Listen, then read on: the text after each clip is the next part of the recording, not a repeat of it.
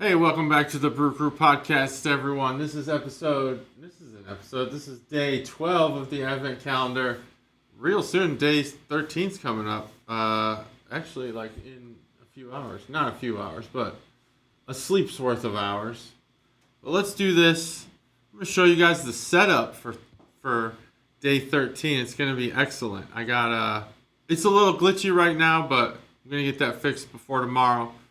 We got a multi-camera setup. That one's real glitchy, but I'll get that fixed. It's a you know what it is? It's because the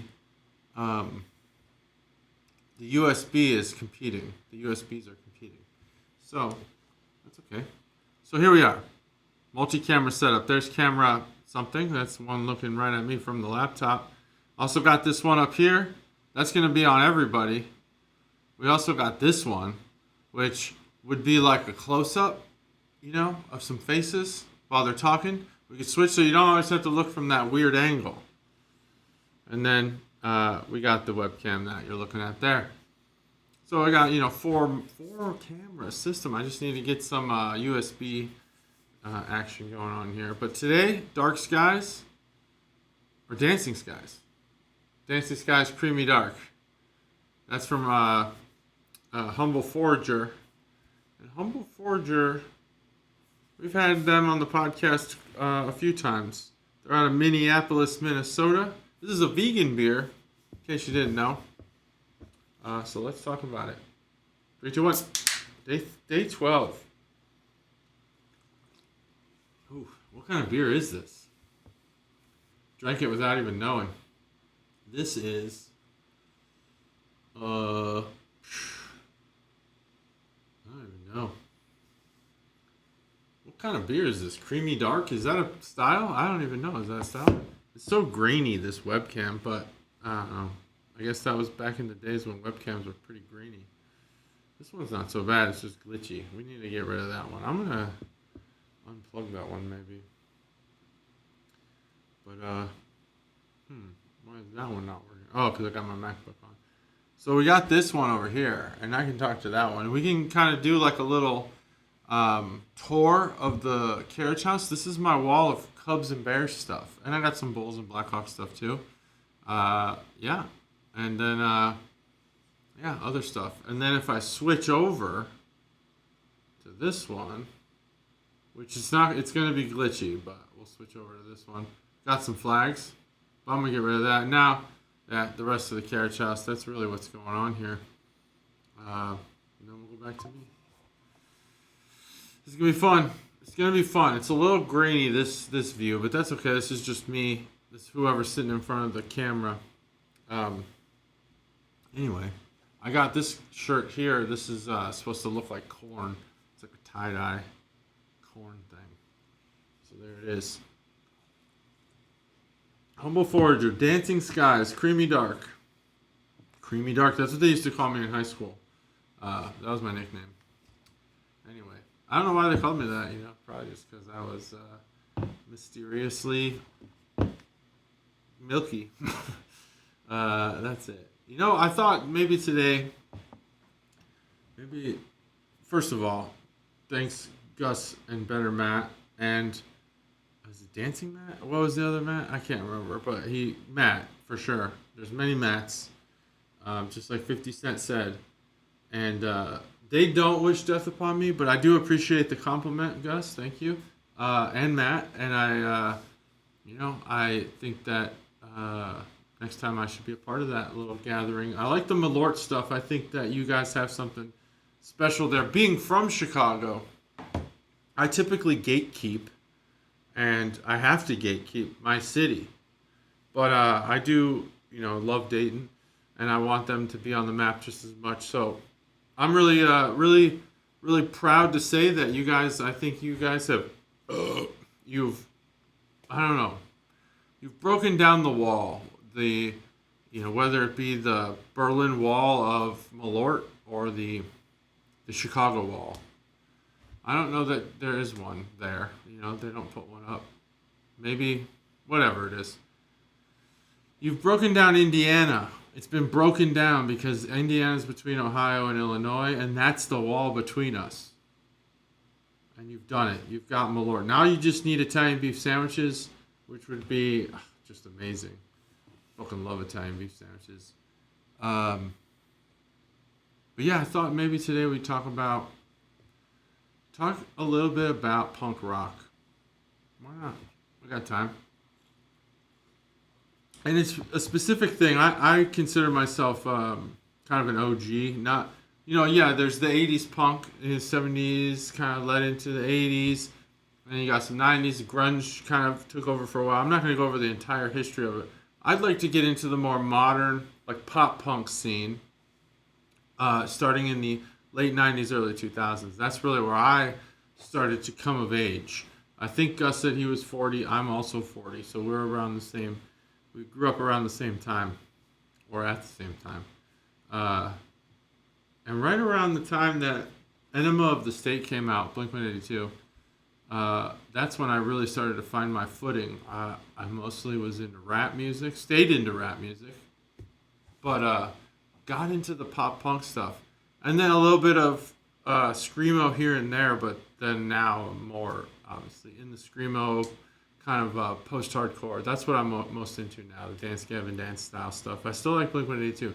But what I wanted to talk about, and what I see a lot, now that I venture into retrospectives and I watch YouTube videos about the scene, I consider myself to be, like, a parallel for me would be if anyone's watched the YouTube channel, the Punk Rock MBA, what he pretended to be, apparently, he was pretending the whole time, what he pretended to be is what I consider myself. I like to be learned about the punk scene. I like, pop punk scene and the local stuff. I was in a band coming up in the early 2000s. I was on the local scene with that band. Our name was Accident Prone. We never got famous or big, but we played some good shows. Opened for Coheed and Cambria at the Rave in Milwaukee. Yes, I had to go to Wisconsin once or twice. Unlike the Wisconsinites who are incapable of fathoming the air in Illinois being breathed, I'm able to go back and forth. I don't really mind. It's all good. But yeah, we opened for Coheed and Cambria there at the Rave. That was cool. That was the biggest show we ever played. And then we played some shows at Purdue and mostly around Illinois. We were coming up at the exact same time, right as Fall Out Boy got famous. I know some of you guys are cringing at these bands because you have egos or you're incapable of accepting that there's music that you don't like that people talk about. Fall Out Boy, that's fine. They're a good band. Who cares? They made it.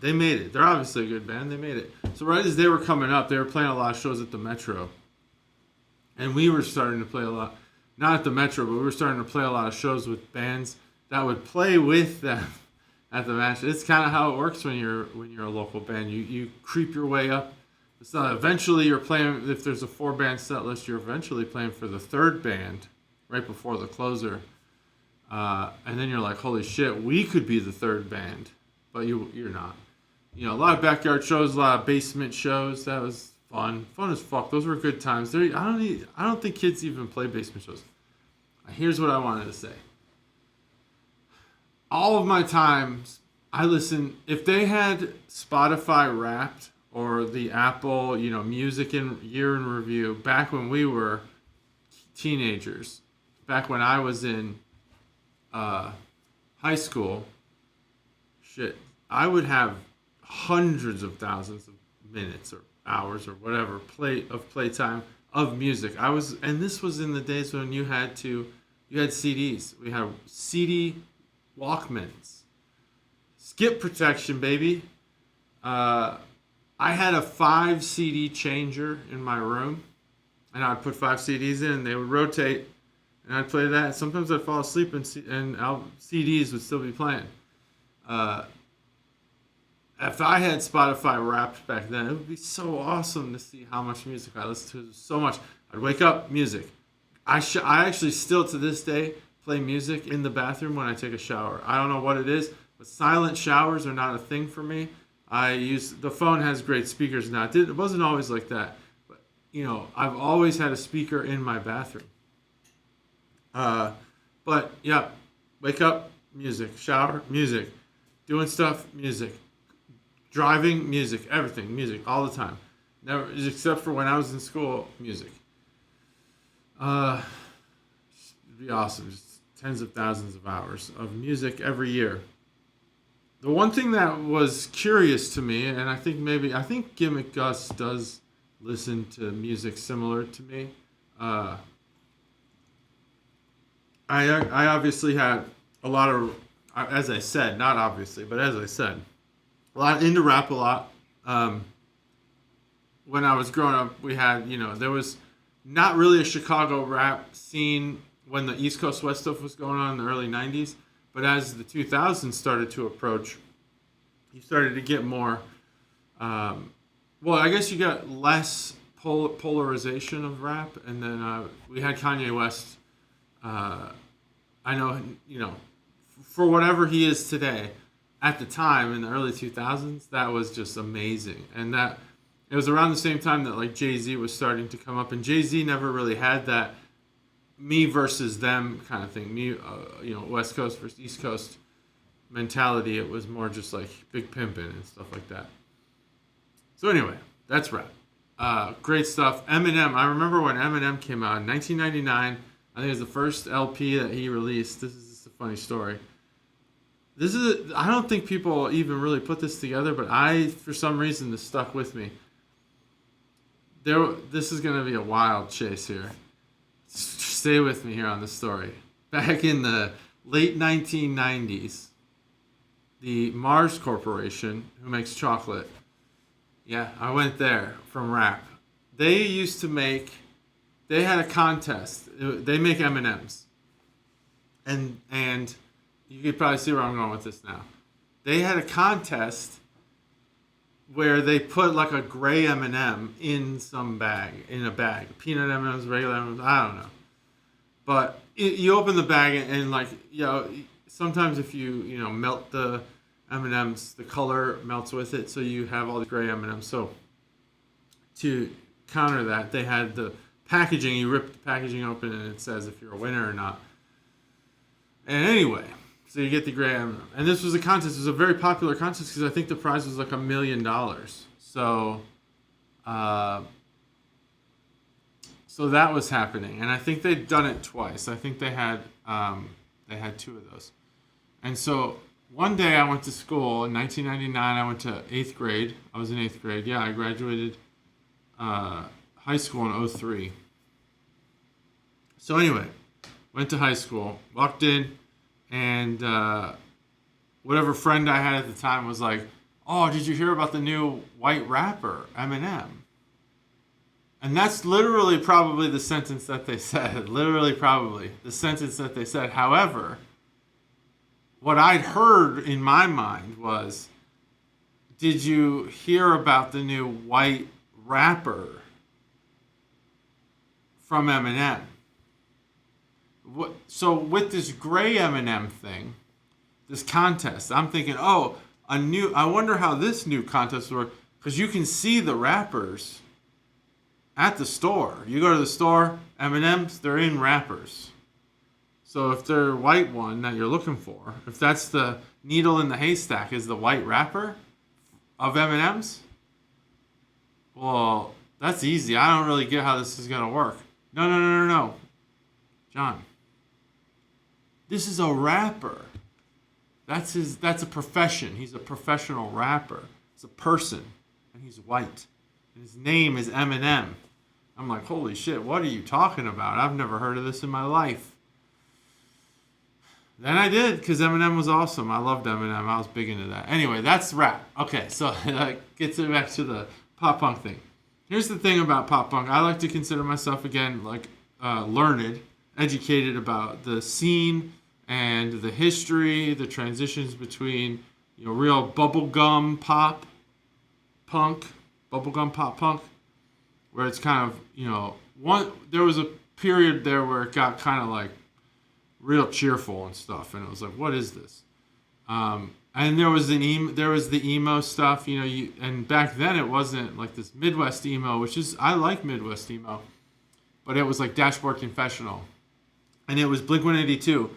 You could be emo, but you could play fast paced. You could be emo and you could play slow songs.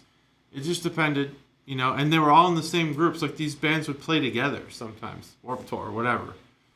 So like I would consider early 2000s.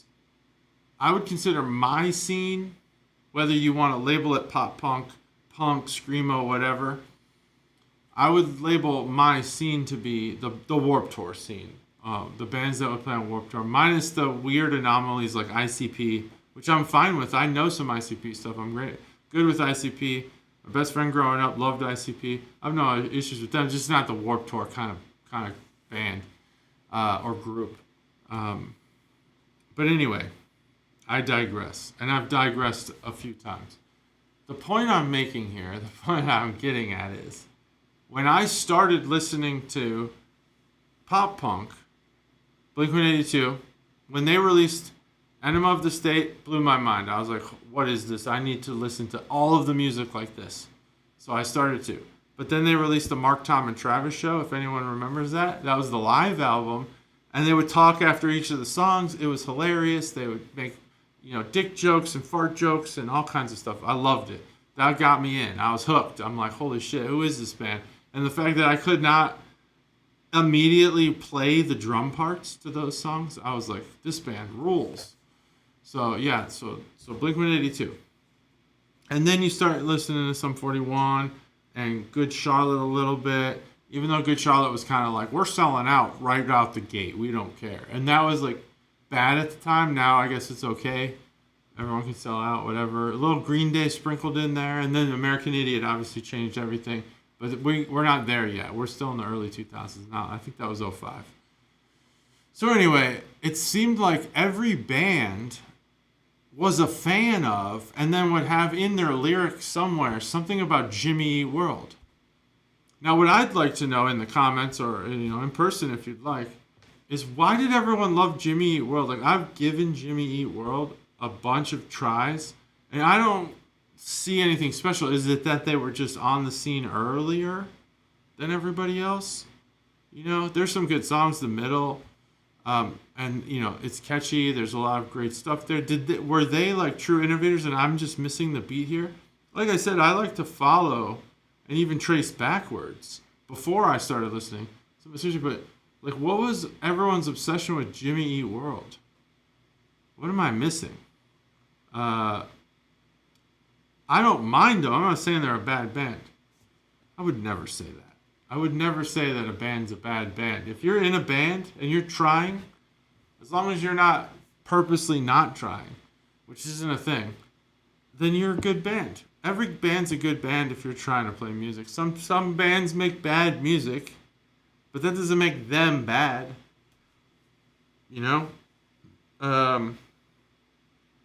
Now, if there are bands that are moralistically bad. Like if you've ever seen that Kieran Culkin movie, I can't remember what it's called, but he gets in like one of these like Swedish or Finnish like death metal, but truly death metal, not like death metal like we think about it, but like death blood metal is like whatever the fuck it is, and they're like they're like murdering people. I don't know. That's weird. I don't know, guys. I'm just kind of rambling at this point. But anyway, what's up with Jimmy Eat World? I don't get it. They're a band. They're fine. They just never had the success of all these other ones. But it always seemed like the bands I liked Jimmy Eat World. I don't understand that. You'd think that they'd be like the headliners on all these great tours because the bands I like them. It's not the case. I've never seen Jimmy Eat World live, actually. Seen Blink a whole bunch of times. They have Jimmy Eat World in their lyrics. Somewhere. I can't remember where. So, what is that? What is that about? Put it in the comments. What's up with Jimmy Eat World? Yeah. That's probably it. Now, Humble Forager provides beer that's typically very rich in flavor. Their sour series are great. Smoothie sours. Amazing. What is this beer? This is basically, I don't know, porter-esque. It's kind of portery. You put some peanut butter in this bitch and you got yourself a peanut butter porter. There's a bitterness about it. It's definitely got that charred malt flavor, that burned malt or roasted malt, if you will. I think roasted malt is what happens when you take it out right before it burns. So burn malts or charred malts are coming. They're right after that. You could take a flamethrower to it, and you could really make a stout. You know, you can make something dark, creamy dark. I don't know. This video's gone on long enough. I think what I'm going to give this beer is what I would give a basic porter-ish. Creamy dark. So weird. This is brewed and packed by Ute Pills Brewing. Ute Pills. I get it. I don't get it. I do. I watched the video from earlier, so I heard Matt talking about sarcastically liking Pilsners as his number one beer. Whatever. Man, this is such a grainy image of me. I'm sorry to have to put you all through this grainy image of me, and I wanted you to see in high def my Korn shirt. Not Korn the band. Different genre of music. Pretty much altogether. But not my, I had the Korn one with the little girl on the cover. But, I don't know, for some reason, someone, I think it was Matt, was like, basically like, yeah, you're not a true fan. I'm not. I'm definitely not a true fan of Korn. It's fine. I don't give a shit. Anyway. But they're not a bad band. They're a good band because they're a band. If you're a band, you're good.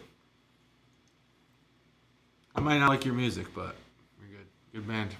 Let's see what's going on. Let's just see what's going on around the world here. All right, let's see. What do we got? Oh. Is that the right? Yeah, that's the right camera. Boom, look at that. All right, what about that one? Oh, hey. See my Korn shirt? It's not the band. Different crowd over on this side than there is on this side. Oh, no, I messed that up. That would have been so cool if I got it right. Like that side over there. Multi-camera view, that's what we got going on here. It's going to be epic tomorrow. Day 13, we're going to do Ale Smith beer. I got a bunch of surprises. I got homemade breakfast for the crew. You can smell it through the camera. I got smell-o-vision so that everyone can smell the breakfast that I'm about to make. And that's it. I think we're good. Now, here's the real test. If I just recorded this entire video and the audio doesn't work, I'm going to be fucking pissed.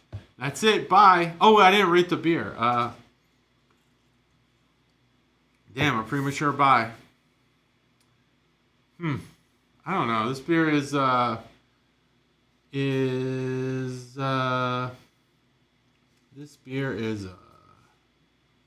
can art. Let's look at that.